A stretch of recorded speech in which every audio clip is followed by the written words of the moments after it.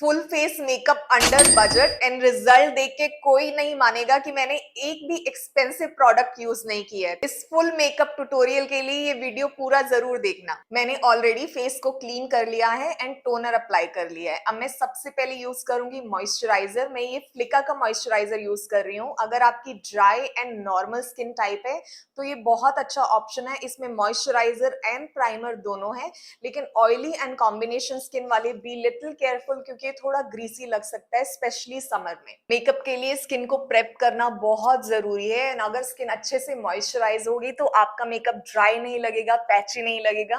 Moisturiser लगाने के लिए मैं यूजुअली अपने हैंड से ऐसे फेस में मसाज करती हूँ और इसको अच्छे से अपने अंडर आई एरिया में भी स्प्रेड कर लेती हूँ।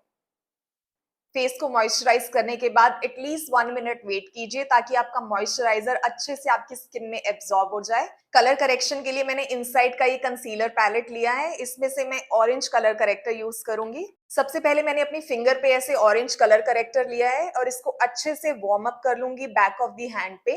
अब जहां जहां मुझे कलर करेक्शन की जरूरत है मैं अपनी फिंगर से ही इस प्रोडक्ट को अच्छे से स्प्रेड कर लूंगी। अगर आपको डार्क सर्कल्स एंड पिगमेंटेशन है तो आप उस पे ऑरेंज कलर का कलर करेक्टर लगा सकते हो।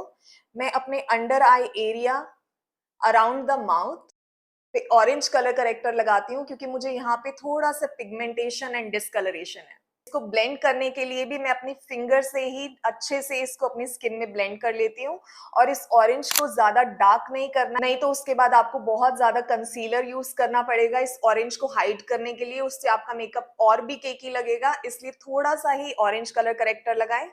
इस कलर करेक्टर को हाइड करने के लिए मैं लॉरियल का कंसीलर यूज कर रही हूँ। उसका शेड नंबर है 312 एम्बर। कम क्वांटिटी से भी आप अच्छे से अपना ऑरेंज कलर करेक्टर हाइड कर सकते हो। अब कंसीलर लगाने के बाद इसको कुछ सेकेंड्स के लिए ड्राई होने देना है ताकि हमें थोड़े कंसीलर से भी गुड कवरेज मिले। इसको ब्लेंड करने के लिए मैंने एक कंसीलर ब्रश लिया है एंड बहुत ही हल्के हैंड से इसको पूरे अंडर आई एरिया में एंड जहां भी मैंने ऑरेंज कलर करेक्टर लगाया था अच्छे से स्प्रेड करूंगी। इतने कम प्रोडक्ट से भी मेरे dark circles and pigmentation almost hide हो गए हैं। मैं यहाँ पे मेबलिन फिट मी फाउंडेशन यूज कर रही हूँ एंड मेरा शेड नंबर है 120। फाउंडेशन अप्लाई करने के लिए मैंने बैक ऑफ दी हैंड पे 1.5 पंप फाउंडेशन लिया है। अपने हैंड पे ऐसे इस फाउंडेशन को मैं वार्म अप कर लेती हूँ। उसके बाद अपनी फिंगर से मैं ऐसे इसको अपने फेस पे स्प्रेड कर देती हूँ। अब इस तरह के एक फाउंडेशन ब्रश से डैब डैब करके इस फाउंडेशन को ब्लेंड कीजिए।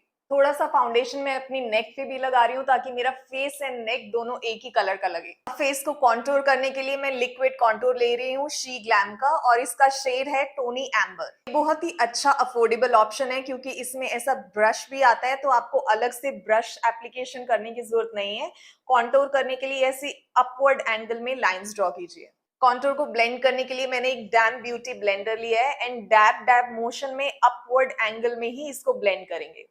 मेकअप प्रोडक्ट्स की क्वालिटी अच्छा होना बहुत जरूरी है, लेकिन उसका प्राइस एक्सपेंसिव ही हो ये बहुत जरूरी नहीं है। आपकी टेक्निक अच्छी होनी चाहिए एंड प्रोडक्ट्स की क्वालिटी अच्छी होनी चाहिए तो आप किसी भी प्रोडक्ट से अच्छा लुक कर सकते हो। जॉ लाइन के कॉन्टूर के लिए ऐसे डैब डैब करके उसको पहले ब्लेंड कीजिए एंड देन डबल चिन छुपाने के लिए इसको डाउनवर्ड एंगल में ब्लेंड कीजिए। जस्ट रिमेंबर कॉन्टूर को ब्लेंड करते हुए ऐसा शैडो बनना चाहिए, बहुत ही हार्श लाइंस नहीं लगनी चाहिए। नोज के लिए या तो आप एक स्मॉल ब्यूटी ब्लेंडर का यूज कर सकते हो, नहीं तो इस बिग वाले को ही आप इसे स्क्वीज करके and then nose contour blend कर सकते हो। अब क्रीम ब्लश के लिए लिया है मैंने इनसाइट कॉस्मेटिक्स का क्रीम ब्लश। ये है शेड नंबर 01। अप्लाई करने के लिए भी मैं अपनी फिंगर से ऐसे डैब डैब करके अपने चीक्स पे अप्लाई कर लेती हूँ। ब्लेंड करने के लिए मैंने एक डैम ब्यूटी ब्लेंडर लिया है। हमेशा अपने प्रोडक्ट्स को ब्लेंड करने के लिए ब्यूटी ब्लेंडर से कभी भी ड्रैग नहीं कीजिए, हमेशा डैब कीजिए। उससे आपका प्रोडक्ट एक ही जगह पे रहेगा और जो आपने नीचे भी प्रोडक्ट्स लगाए थे वो भी मूव नहीं करेंगे। अब हाइलाइटिंग के लिए मैंने इनसाइड का वही कंसीलर पैलेट लिया है एंड इसमें से सबसे लाइटेस्ट शेड ऑफ कंसीलर में ऐसे फ्लैट ब्रश से पिक करके अपने अंडर आई एरिया पे ब्लेंडिंग के लिए डैम ब्यूटी ब्लेंडर से ब्लेंड कीजिए। अगर एट एनी टाइम आपको लग रहा है कि आपका फेस बहुत ही ड्राई हो गया है एंड प्रोडक्ट्स अच्छे से ब्लेंड नहीं हो रहे हैं तो आप एक हाइड्रेटिंग मिक्सचर यूज कर सकते हो। मैं ये स्वरोस्की का ग्लो अप जूस यूज कर रही हूँ। इसको यूज करने से पहले पहले अच्छे से प्रोडक्ट को शेक कीजिए एंड देन यूज कीजिए।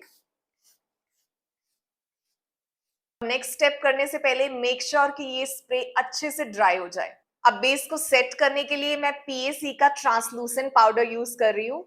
इसको मैंने एक ट्रायंगल पफ पे लेके सारा एक्सेस हैंड पे निकाल के सबसे पहले मैं under eye area and then around the nose, chin, forehead पे सेट करूंगी। सेट करने से पहले जस्ट मेक श्योर आपके अंडर आई में अगर क्रीज के अंदर कंसीलर गया है, आप उसको अच्छे से ब्लेंड कर दीजिए एंड देन अपना अंडर आई सेट कर दीजिए। डैप डैप करके लूज पाउडर लगाइए।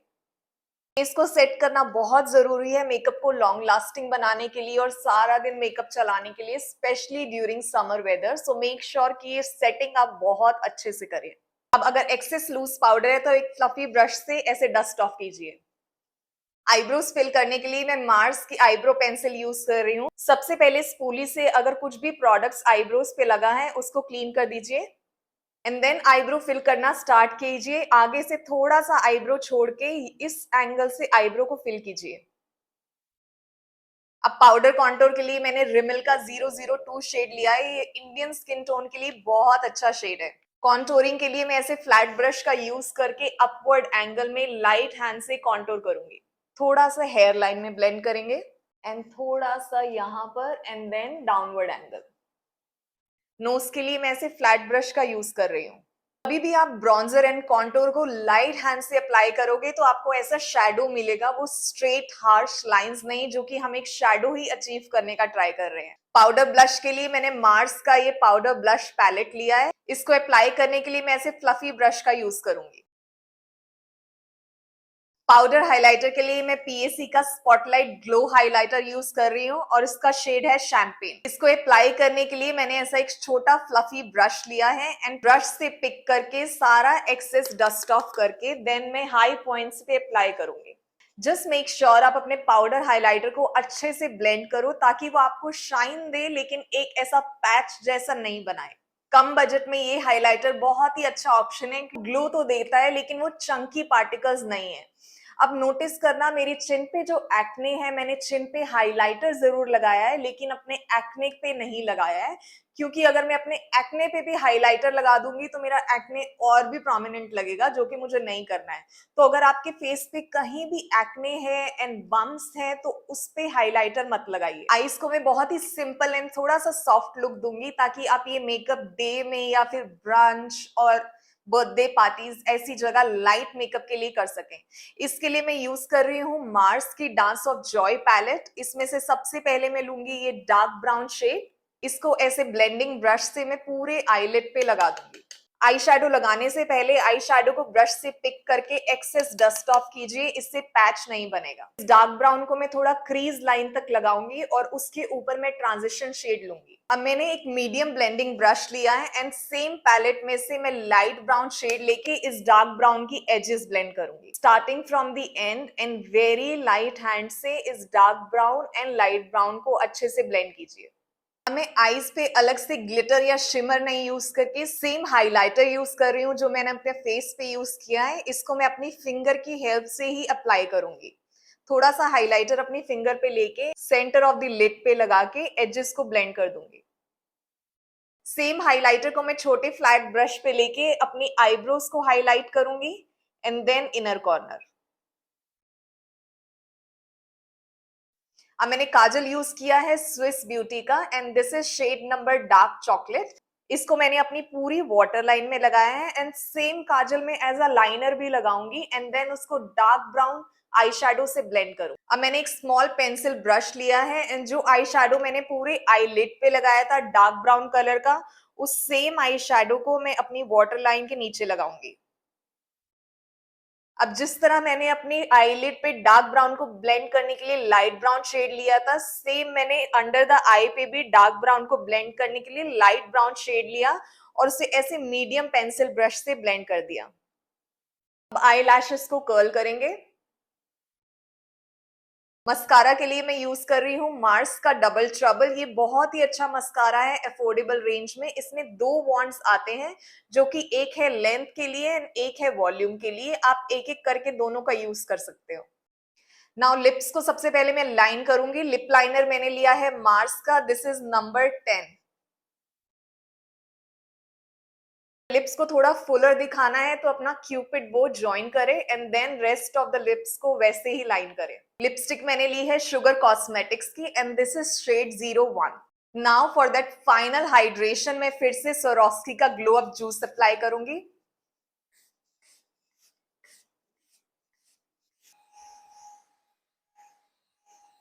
अब एंड में मैं एक मेकअप फिक्सर यूज कर रही हूँ, ये है लॉरियल का 3 सेटिंग मिस्ट। ये आपके मेकअप को लॉक कर देगा एंड सारा दिन गर्मी के वेदर में भी आपका मेकअप हिलेगा नहीं।